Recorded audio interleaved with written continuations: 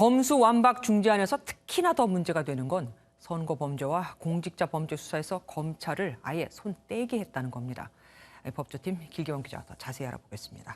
길 기자, 검찰이 정치인과 고위공직자 수사를 못하게 되면 무슨 문제가 생기는 겁니까? 네, 법조계에서는 중재안을 놓고 이런 말까지 나왔습니다. 무건유죄, 유건무죄. 사실상 권력이 있는 고위공직자, 국회의원들만 검찰 수사를 피하게 됐다는 말입니다. 실제 현재 검찰이 수사 중인 공직자 선거 범죄만 봐도 정치 권력이 연루된 사건이 많은데요. 월성원전 사건이나 산업부 블랙리스트 사건은 공직자 범죄에 포함되고 청와대 개입 의혹이 있는 울산시장 선거 개입 사건도 마찬가지입니다. 한 간부급 검사는 중재안과 관련해 사실상 정치인들을 왕으로 만드는 법이라고 꼬집었습니다. 그러면 당장 다가오는 6일 지방선거에도 영향을 미치겠네요? 네, 물론입니다. 이제 보통 큰 선거가 끝나면 공천부터 허위사실 공표 등 많은 정치인들을 대상으로 한 수사가 시작되는데요. 문제는 선거범죄의 공소시효가 선거가 끝난 뒤부터 6개월까지로 굉장히 짧다는 데 있습니다. 네. 이번 지방선거의 시효는 12월 1일까지인데 중재안이 만약 이번 주에 국회 본회의를 통과하게 되면 검찰은 4개월 후인 9월 중에 수사 중인 선거범죄 사건을 경찰에 넘겨야 합니다.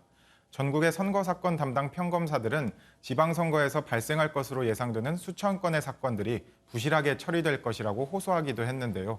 추가 수사가 필요하거나 선거법 적용에 오류가 있는 사건이 검찰에 넘어와도 시효에 쫓겨 제대로 검토할 수 없을 것이라고 덧붙였습니다.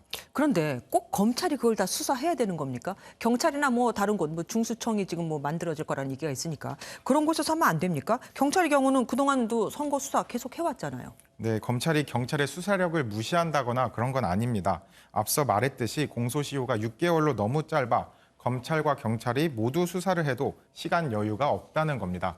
실제 대검은 20대 대선과 관련해 입건된 선거 사범이 19대 대선에 비교해 2배 가까이로 증가했다고 밝혔는데요.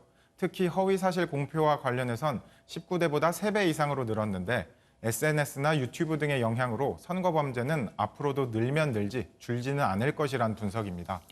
검찰 관계자는 선거 수사는 난이도가 굉장히 높은 수사에 속한다고 하는데 검찰 내에서도 안 해본 사람은 못 건드리는 게 선거 수사라고 말할 정도입니다.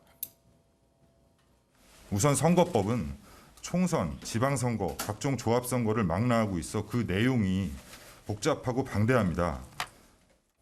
선거법이 자주 바뀌고 해석이 다양해 다른 수사에 비해 법리 적용이 어려운 만큼 그동안 키워온 검찰의 전문성을 배제하는 건 사회적으로 봤을 때 낭비라는 주장입니다.